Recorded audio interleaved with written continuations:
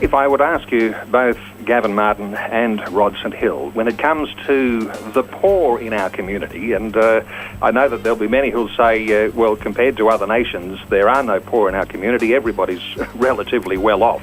But when we talk about those lower socioeconomic sectors of our community, people who are on welfare, and we talk about students and families, single parents, when we hear that they are in fact hard hit, as a Christian with compassion and looking at these sorts of things through a Christian worldview, where does that sit with where we ought to perhaps think that people ought to be looked after? Gavin Martin, what are your thoughts?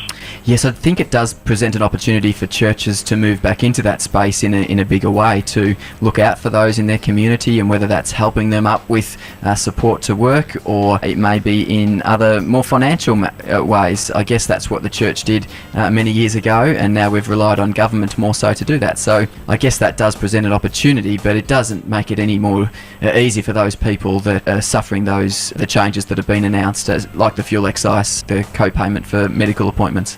Rod St Hill, your thoughts on Christian perspectives when it comes to people at the lower socioeconomic end who are going to be hit? Look, there's absolutely no doubt that biblically God does not like poverty. There's no doubt about that. God's desire is that all of us, whether we're Christians or not actually, should flourish. You know, his heart's desire is that we should prosper in all that we do.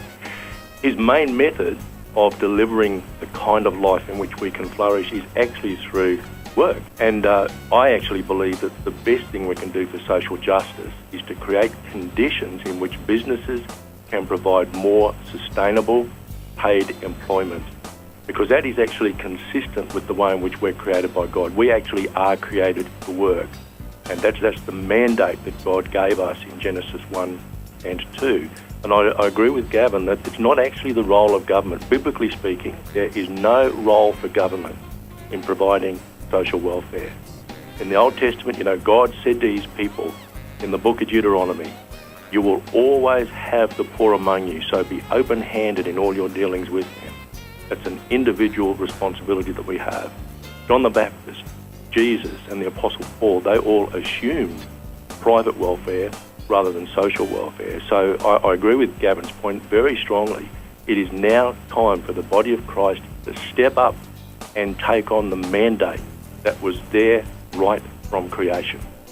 Let me ask you about last night's federal budget. Does it, in fact, set up a landscape that will actually help those jobs that you're talking about? You say this is what the government needs to be doing. This is a Christian perspective.